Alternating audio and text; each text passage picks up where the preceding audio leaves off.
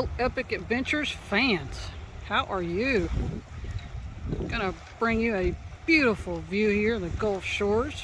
We're at a landing called Moe's Landing here on Fort Morgan Road. Beautiful, beautiful intro there. What do you think?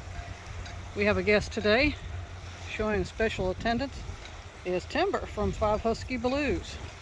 He's out here in his own adventure, and you got a little sneak peek there of what I'm here for today.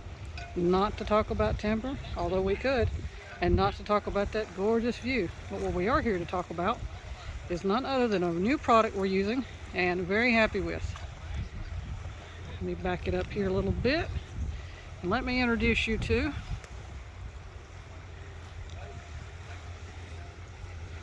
our new setup here. That's right, we have a Doggyhut Premium,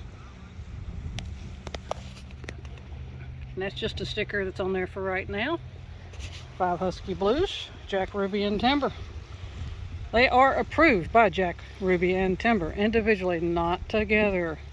This Doggyhut Premium XL has about 100-pound weight capacity. It has a lot of features on it. I've done a lot of research prior to making the purchase. Got it off of Amazon. I can provide the link in the description. I chose green, started to go with blue because I thought it looked really good behind my Magicycle Cruiser Pro. There's a full review on that bike. If you want to look at it on our channel, I'll put a link to it. So while Timber kind of hangs out for a few minutes, let me talk about this Doggyhut Premium XL. Looking at it, looks like a standard buggy for dogs. There's nothing standard about it, folks. Let me tell you, we've got screen. Okay, we've got a nice reinforced canvas. On the front, you have a screen that also unzips, so you can have a full pass through. Okay, not yet, buddy. We're not going yet. You have a clear protector, can come down for the rain. You also have the convertible roof, which I like. Fits perfectly, again, to protect the dogs from the rain. Again, it's made for about 100-pound weight capacity. Our dogs individually weigh no more than 80 pounds each. Perfect fit.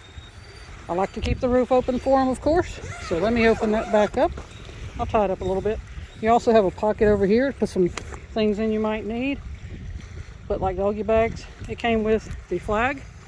Unfortunately, ours did not have a connector here, so we had to make one. You've also got the rear I use as the entry. You have a screen. There's nothing to cover that, so you're always going to have that screen. It zips up. You have two zippers, but I'm using one because I like to end them at the top. I like to make sure they're up at the top. And then you have an adjustable handle, because this handle allows you to move it for your comfort level, for you to add the wheel here. You add it right here, and you have a stroller. I'll try to put some pictures of it in the stroller mode. You have the hitch that comes with it, attaches to your bicycle axle, and you have a security strap that goes around your bicycle in case it were to fail. Very easy to unhitch it. Literally a pin, you put it in, and you lock it down. I'm doing it with one hand, as you see. Very lightweight.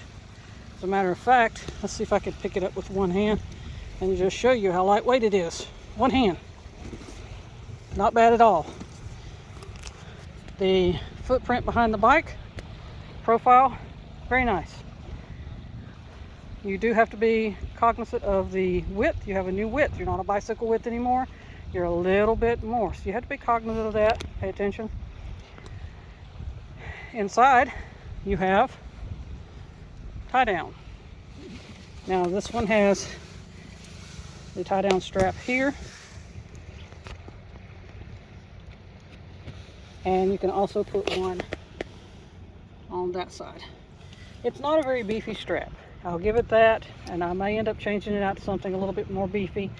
However, let me caveat by saying that as long as your dog is well behaved, you know their mannerisms, and they're comfortable, they're not trying to escape, that's going to hold them, that's going to keep them from escaping. So far, each dog has ridden in it individually, and each dog's personality is totally different. Timber will get in, pop his head up above it, and he's good to go.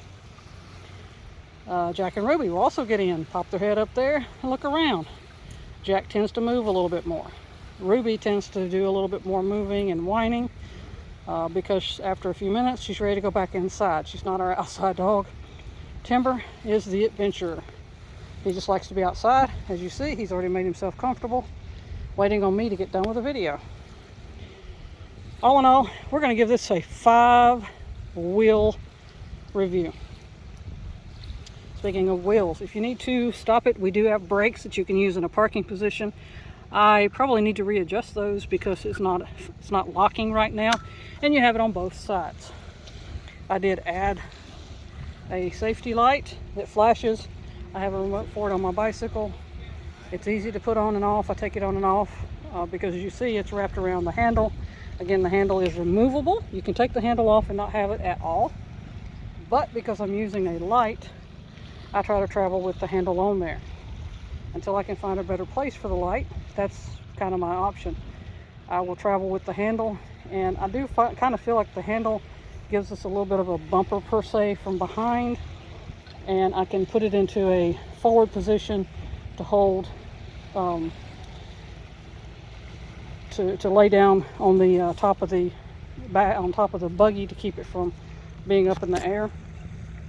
You have the 2 pockets on here as well for you to put things in. We carry water, and there's a lock inside there as well to lock it up. I haven't figured out how I'm going to lock it up. I'm going to do a separate snippet on breaking it down and folding it up, but like I said, we're going to give this bad boy 5 wheels.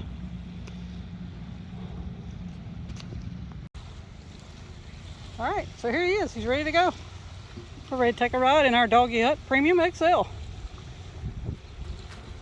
Easy load.